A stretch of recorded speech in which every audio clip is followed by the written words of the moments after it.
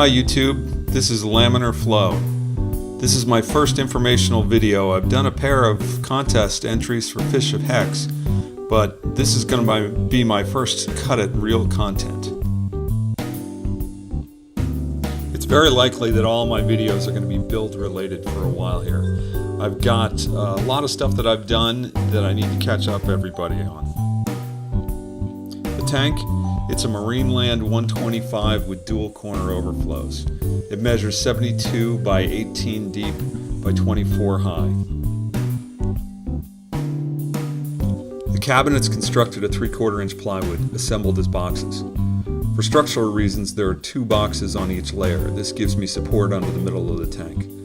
On the bottom layer, the boxes are screwed together and rest on the floor, as well as being secured to the 3 surrounding walls. The upper boxes are all secured to the walls on the side and the back. The tank sits on top of the first box, but nothing rests on the tank in any way. If I want to remove it, or need to remove it, I can pull the moldings and slide it out. Before all this was assembled, I painted the wood I expected to be exposed to the water. That's the stuff above the tank, with several coats of marine grade paint. I didn't want the moisture to be an issue there. That was a good idea, I think, but was premature, as you will see later.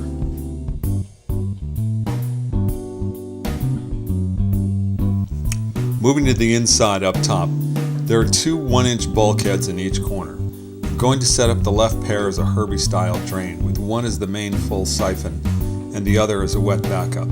On the right side, I will use 1 bulkhead for an emergency drain, which kind of gives me a bean setup in theory. I definitely need to do some real testing on this once all the plumbing is together.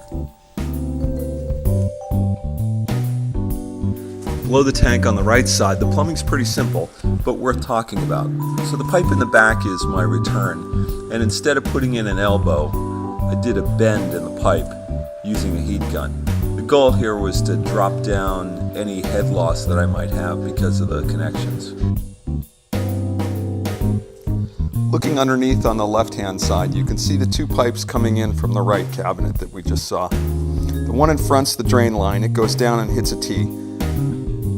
What I'm thinking there is probably a topic for another video in the future. The one behind that is the return line. You can see I've split it. I've got a valve on each side, and the piece that goes up to the top goes up and over the top of the tank through some lock line, which you probably saw earlier. Now on the left side, those are my 2 drains. Again, they've been bent rather than plumbed. This time I wasn't bending because I'm trying to get rid of head loss.